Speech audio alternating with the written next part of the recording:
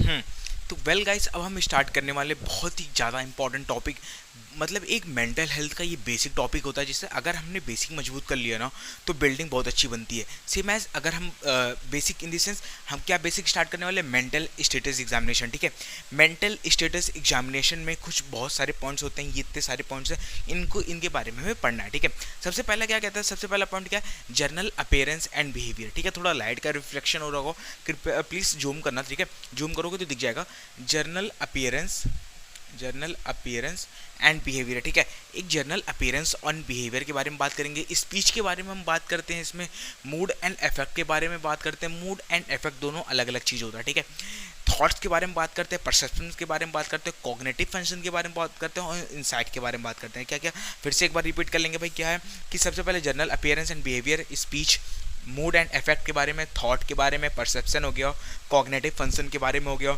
और इंसाइट के बारे में हो गया। इतना सब हमें पता चल गया, हो गया, कर लिया। चलो ठीक है, अब हम क्या पढ़ने वाले, जर्नल अपीयरेंस एंड बिहेवियर। भाई जर्नल अपीयरेंस एंड बिहेवियर क्या होता है बताओ। जर्नल अपीयरेंस का मतलब क्या हो गया, फॉर एग्जाम्पल एक पेशेंट है। ठीक है, एक पेशेंट है, उसका हमें एक जर्नल अपीयरेंस लेना है। क्या लेना है, एक जर्नल अपीयरेंस लेना है। भाई जैसे हमारे पास पेशेंट आया तो हम पेशेंट से कहेंगे भाई अपना एक जर्नल अपीयरेंस दे दो। जैसे हमने एक टाइप का एसेस कर लिया। ठीक है, एसेस कर लिया हमने, उसके अंदर हम क्या क्या एसेस करते हैं ये बताओ। भाई उसके अंदर हम सबसे पहले एसेस करेंगे पेशेंट का पोस्चर, ये पोस्चर कैसा है पेशेंट का। ठीक है, पेशेंट का पोस्चर कैसा है। फिर उसके बाद हम बात करते हैं उसके एस्टिमेट ऑफ एज, उसका एज कितना है। ठीक है भाई, उसके पोस्चर से और उसके बॉडी पोस्चर से हमें ये पता चल जाएगा कि उसका एज कितना है। ठीक है, ये चीज़ें हो गई। उसके बाद हम क्या बात करेंगे, ड्रेसिंग के बारे में। ड्रेसिंग इन द सेंस, अगर एक प्रॉपर वेल्ड इंसान रहेगा, अच्छा इंसान रहेगा, जिसको कोई मेंटल डिसेबल नहीं रहेगा, तो एक प्रॉपर ड्रेसिंग कर रहेगा। ठीक है, लेट्स एक बार फिर से रिवाइज कर लेते हैं कि पोस्चर में बात करते हैं। तो पोस्चर में क्या होता है कि अगर पेशेंट नॉर्मल है, मेंटली इल नहीं है, तो प्रॉपर उसका पोस्चर रहेगा।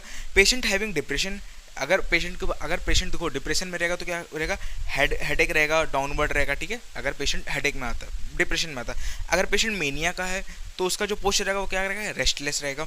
अगर पेशेंट एंग्जाइटी में आता है तो क्या होगा, sit on edge of the seat, भाई सीट के कोने में बैठा रहेगा। तो हमें एसेस कर लेंगे भाई, एसेस कैसे कर लेंगे कि भाई ऐसे एंग्जाइटी है, कहीं ना कहीं से दिक्कत है, तभी वो कोने में बैठा हुआ है। ठीक है, फिर उसके बाद एज की बात करते हैं। देखो young age, younger than started age. ठीक है, अगर एक पेशेंट आया जो कि बहुत मतलब 20-22 साल का ही है, लेकिन थोड़ा उसका जो पेरेंट्स है वो थोड़ा बुढ़े की तरह लग रहा है, तो कहीं ना कहीं वो मेनिया का शिकार है।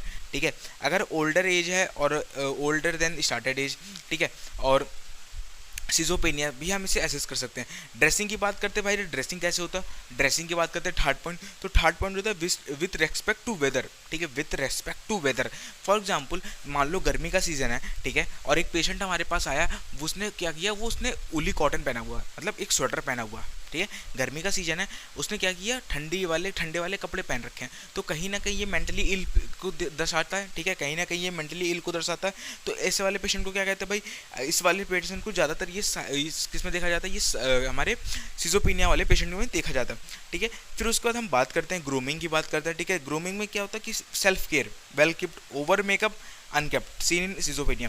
ठीक है, जो पेशेंट्स जो सिजोपेनिया के होते हैं, फिर उस डिप्रेशन वाले रहते हैं, ये क्या करते हैं, ओवरऑल मेकअप करते हैं। ठीक है, बहुत ज़्यादा अपने आप को केयर करते हैं। बॉडी बिल्ड की बात करते हैं तो बॉडी बिल्ड थिन टाइप के होते हैं, थिन होता है, मस्कुलर होता है, ओबीज होता है। ठीक है, ओबीज जिनको भाई ईटिंग डिसऑर्डर रहता है वो ओबीज के अंदर आ जाते हैं। ठीक है, behavioural and psychomotor activity, behaviour and psychomotor activity में क्या करते हैं भाई, बिहेवियर एंड साइकोमोटर एक्टिविटी में क्या होता है कि hyper activity, restless, seen in mania. ठीक है, अगर पेशेंट हाइपर एक्टिविटी है या फिर रेस्टलेस है तो वो मेनिया में दिखता है। ठीक है, फिर उसके बाद हम बात करते हैं क्या, उसके बाद लास्ट हमारा बचा हुआ रैपोर्ट। रैपोर्ट क्या होता है कि harmonious response of the physician to the patient and the patient to the physician. ठीक है, एक हारमोनियस रिस्पॉन्स होता है कि अगर मैंने कुछ पेशेंट से पूछा, अगर पेशेंट ने जवाब दे दिया तो सही है, नहीं दे दिया तो कहीं ना कहीं वो रैपोर्ट के ही अंदर आता है। ठीक है, फिर सेकंड हम बात करते हैं किसका, तो सेकंड हम बात करते हैं भाई स्पीच का। ठीक है, सेकंड हम बात करते हैं स्पीच का। स्पीच में क्या होता है, रेट ऑफ स्पीच। ठीक है, रेट ऑफ स्पीच। अब रेट ऑफ स्पीच क्या होता है बताओ भाई, रेट ऑफ स्पीच क्या होता है।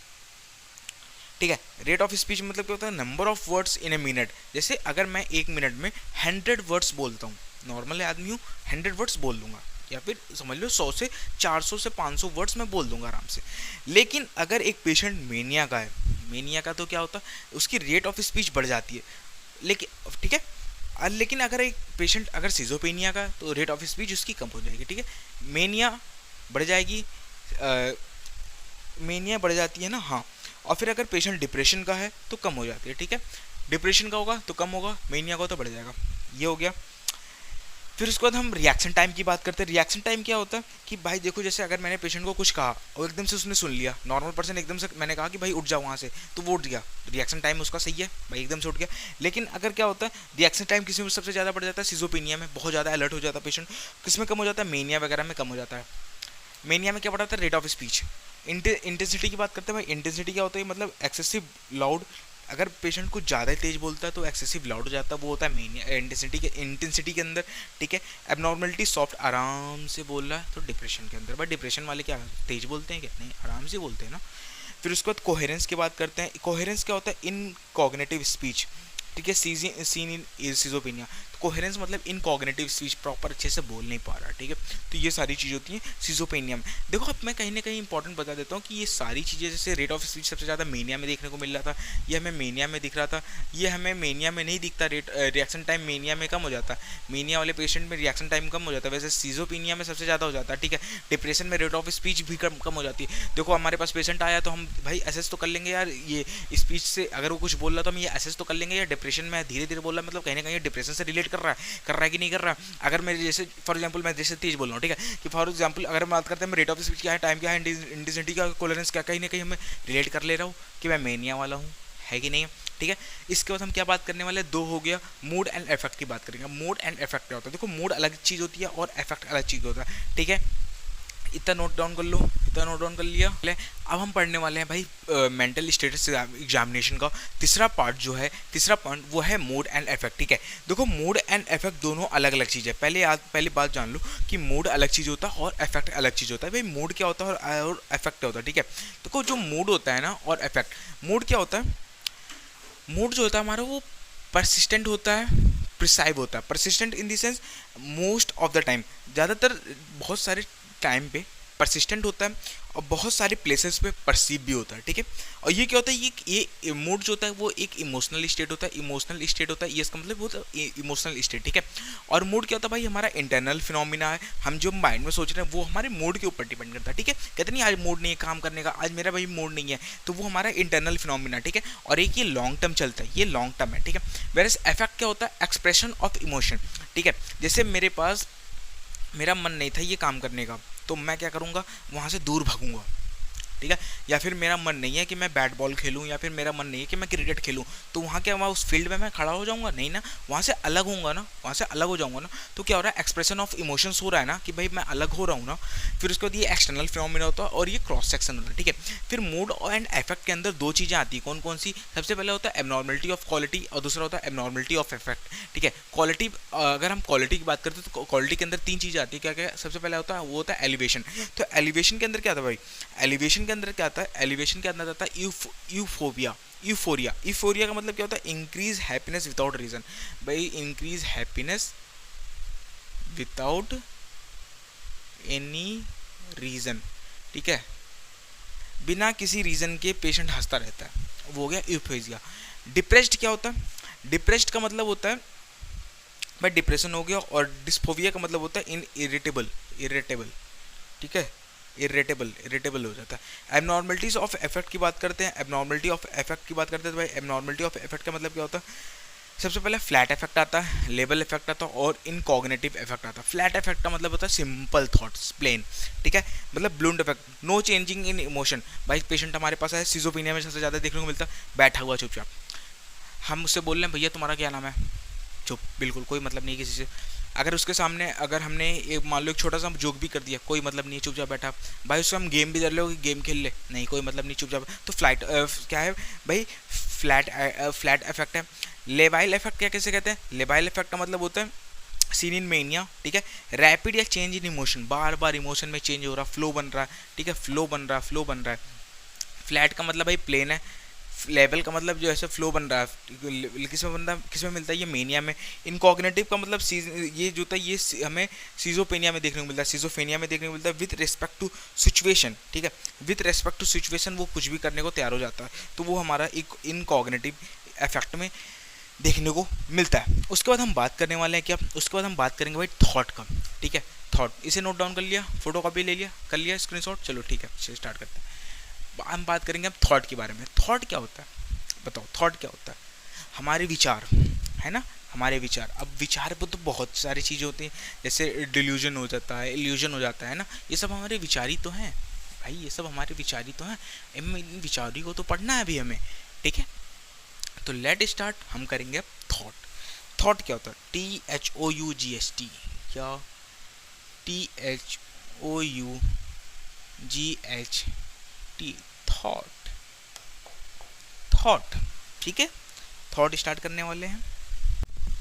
होप आप लोगों ने स्क्रीनशॉट ले लिया होगा, ठीक है। चलो हम स्टार्ट करते हैं।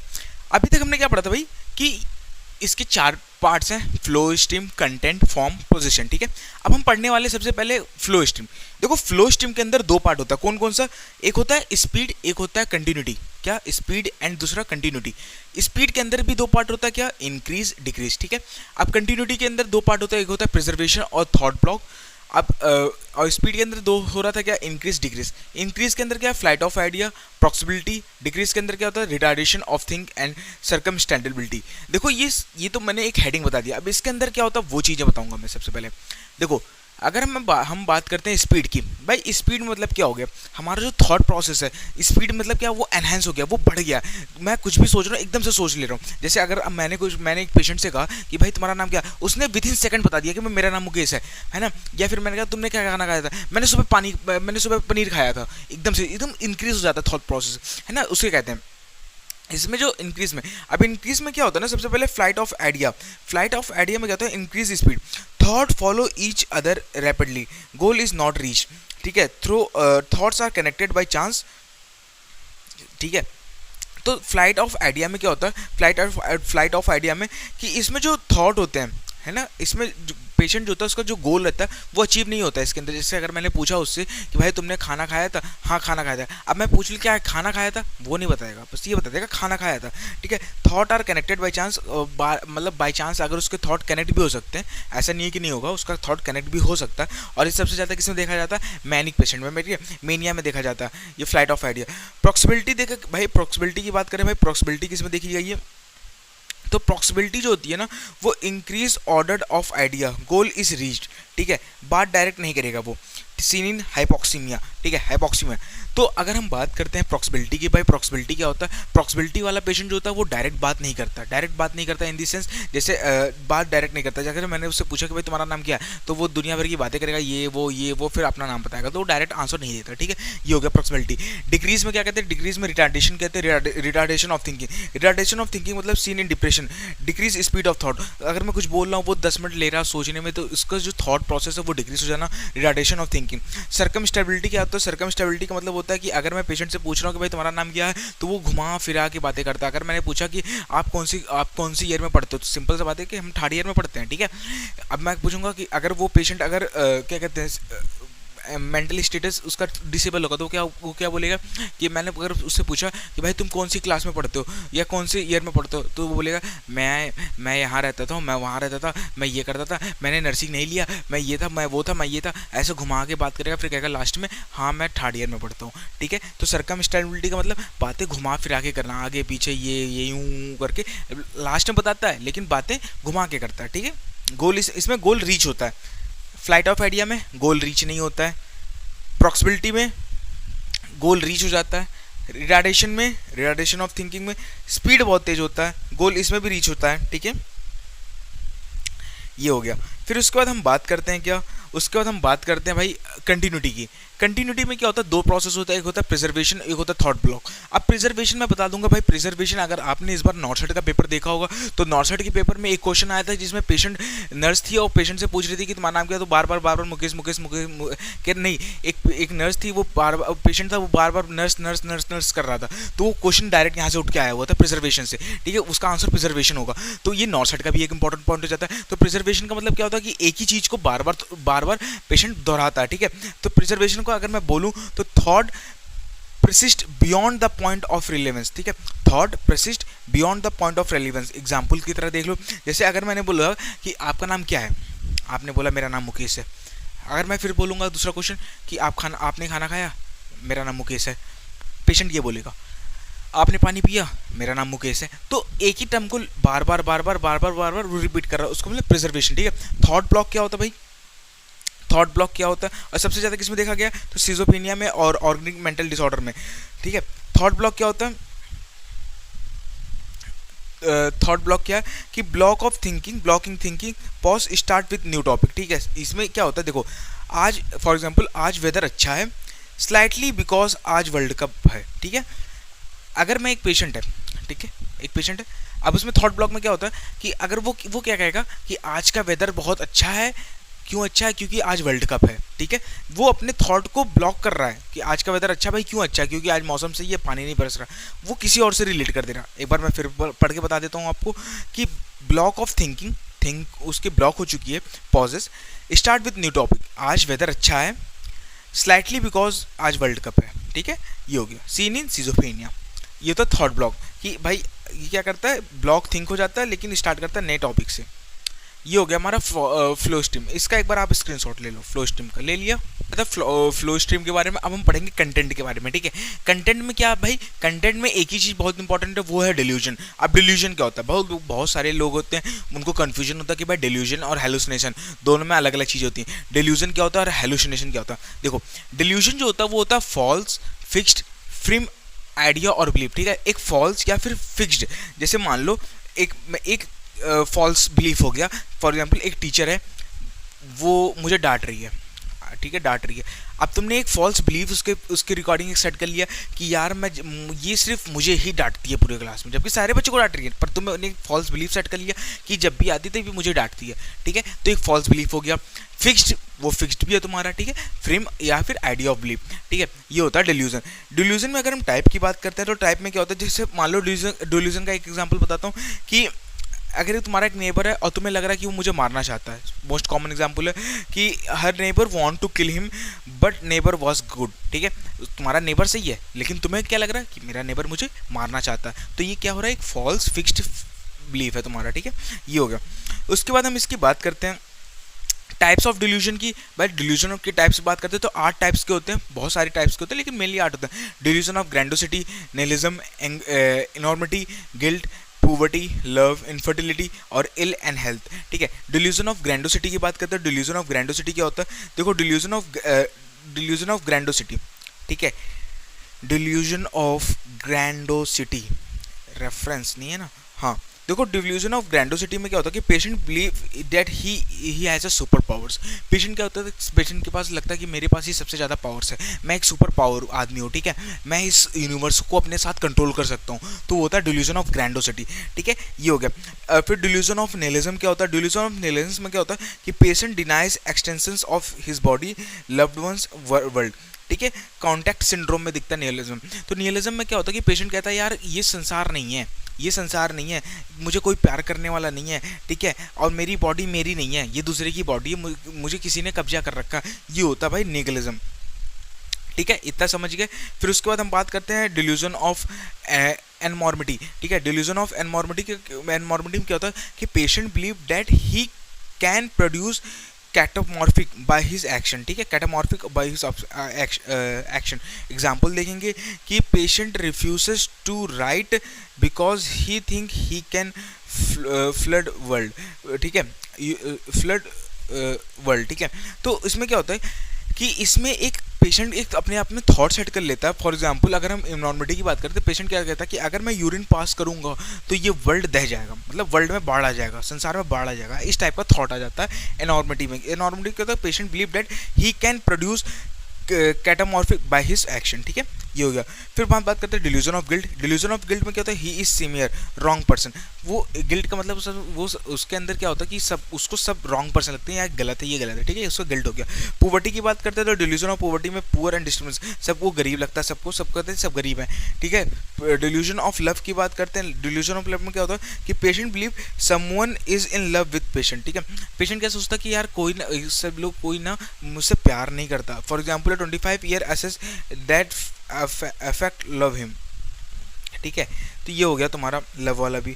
फिर उसके बाद हम बात करते हैं इनफर्टिलिटी। इनफर्टिलिटी की बात करते हैं तो पेशेंट बिलीव हर पेरेंट्स चीटिंग और एक्सट्रीमली अफेयर, ठीक है।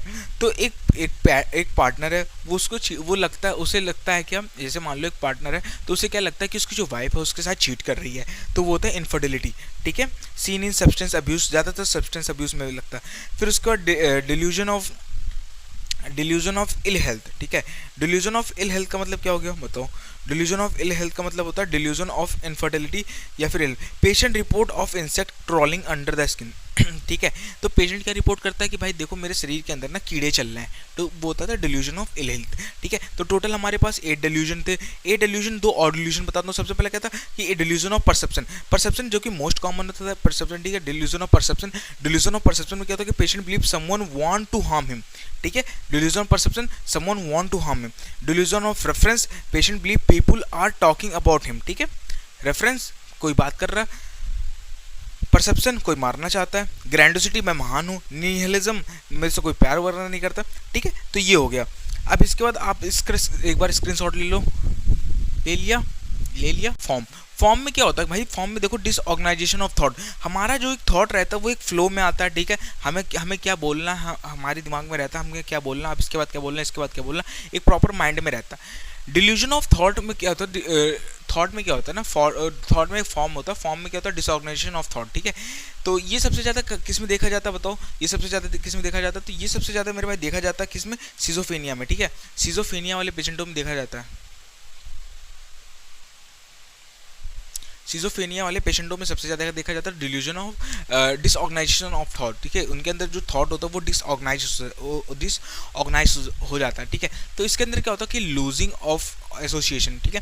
इसमें लूजिंग ऑफ एसोसिएशन, सबसे पहला पॉइंट होता है लूजिंग ऑफ एसोसिएशन क्या होता है, break down in the logical connection between the thought, word will make sense, sentence do it, ठीक है। इसमें क्या होता है कि भाई बातें ना, अगर मैं पेशेंट से फॉर एग्जांपल अगर मैं बात करूँ तो लूजिंग ऑफ एसोसिएशन का मतलब क्या होता है कि अगर मैं पेशेंट बोलूँगा A B C D E F G, तो ऐसे नहीं बोलेगा, B E L K T P C, फिर ऐसे बात करेगा, ठीक है। तो word will make sense, sentence does not, ठीक है। वर्ड, इसमें सिंपल से बोल दो, लूजिंग ऑफ एसोसिएशन मतलब वर्ड जो होता है सेंस करता है लेकिन sentence does not make any sense, ठीक है। Break down in the logical connection. Determinant या फिर केनाइट मूविंग थिंकिंग क्या होता है, knight moving thinking jump off the track to proceed to a different topic. जैसे ए के बाद क्या आता है बी, बी के बाद क्या आता है सी, नॉर्मल पर्सन बोलेगा। लेकिन अगर किसी पर्सन को डिलीमेंट या फिर केनाइट मूविंग थिंकिंग है उसका वो क्या कहेगा, ए के बाद आता है बी, बी के बाद आता है एल, एल के बाद आता है टी, टी के बाद आता है सी, सी के बाद आता है डी, ऐसे बोलेगा, ठीक है। ये हो गया आपका। फिर उसके बाद हम बात करते हैं टेंजेंटली। टेंजेंटली क्या होता है, टेंजेंटली का मतलब होता है कि reply in tangentially oblique, patient touch the topic goes away, goal is not achieve, ठीक है। Goal is not achieve. Tangentially का मतलब अगर मैंने पेशेंट से बोल दिया कि तुम्हारा नाम क्या है, तो वो बोलेगा मेरा उम्र ये है, ठीक है। बात छू के जाएगा एकदम, ठीक है। टेंजेंटली आपने उसमें पढ़ा था मैथ में, सर्किल को टच करके जो लाइन जाता है वही है, ठीक है। न्यूक्लिज्म क्या होता है, न्यूक्लिज्म का मतलब होता है भाई न्यू वर्ड, ठीक है। Complete new word whose derivation cannot be understand, sees in schizophrenia। तो न्यूक्लिज्म मतलब ऐसे पेशेंट जो कि एक नया वर्ड बना रहा हो अपने लिए, ठीक है, एक नया वर्ड्स बनाते हो वो होते हैं। टॉकिंग पास्ट और the point, talking past the point, ठीक है। टॉकिंग पास्ट द पॉइंट का मतलब क्या होता है कि इसमें क्या होता है, reply so person understand question but deliberate thinking about association topic. जैसे एग्जाम्पल हो गया colour of grass, patient tell red, after Tuesday Sunday will come, ठीक है। तो इसमें डायरेक्ट पेशेंट आंसर डायरेक्ट नहीं कहता। अगर ग्रास लगे हुए हैं, ठीक है, अगर मैंने पूछा भाई ये किस कलर का, तो कहेगा रेड। मैं बोलूँगा कि अगर ये बताओ ट्यूसडे के बाद क्या आता तो बोलेगा संडे, ठीक है। इस टाइप का होता है टेंजेंटलिटी। टेंजेंटलिटी की बात हम बात करते हैं इनकोहेरेंस हो गया था। हाँ, इनकोहेरेंस क्या होता है कि incomprehensibility thought not making any sense. भाई ऐसे थॉट जो कि तुम्हारे सेंस नहीं करते हैं, ये होता है हमारे फॉर्म में। ठीक है, एक बार स्क्रीनशॉट ले लियो, फॉर्म भी समझ में आ गया समझ में फॉर्म। चलो ठीक है, फिर उसके बाद हम बात करते हैं क्या, उसके बाद हम बात करते हैं लास्ट टॉपिक है जो इस थॉट प्रोसेस का, वो क्या होता है पोजीशन। पोजीशन क्या होता है, normal person experience his thinking as his own, but sometimes there is a loss of control, loss of sense of professional और थिंकिंग। ठीक है, तो प्रोफेशनल कहता है there is a loss of control या फिर loss of sense of professional thinking. ठीक है, एक प्रोफेशनल थिंकिंग का जो सेंस होता है वो हमारा लॉस हो जाता है इसमें। ठीक है, इसमें क्या होता है, सबसे पहले ऑब्जर्वेशन, ऑब्जर्वेशन का रेस्पेक्टिव थॉट या फिर इमेज या फिर इम्पल्सेस। ओसीडी में देखा जाता है कि ऑब्जर्वेशन में भी कहीं ना कहीं चेंजेस होता है। थॉट एलिमिनेशन का मतलब क्या होता है कि passive of thought, control by someone else, thought insertion, thought withdrawal, thought broadcasting, outside thought insert, thought taken away, thought are broadly casted, ये सब होता है, ये भी ज़्यादातर सिजोफ्रेनिया में देखने को मिलता है। ठीक है, तो ये हो गया हमारा एक थॉट प्रोसेस। थॉट प्रोसेस किसका हो गया, तो भाई साहब थॉट प्रोसेस हो जाता है हमारा मेंटल स्टेटस एग्जामिनेशन का। ठीक है, बहुत ज़्यादा इंपॉर्टेंट टॉपिक हो जाता है। आप एक बार सारे इसका स्क्रीनशॉट ले लो, ले लिया। अब हम इसके आगे पढ़ेंगे, आगे क्या होगा। ठीक है, ये हो गया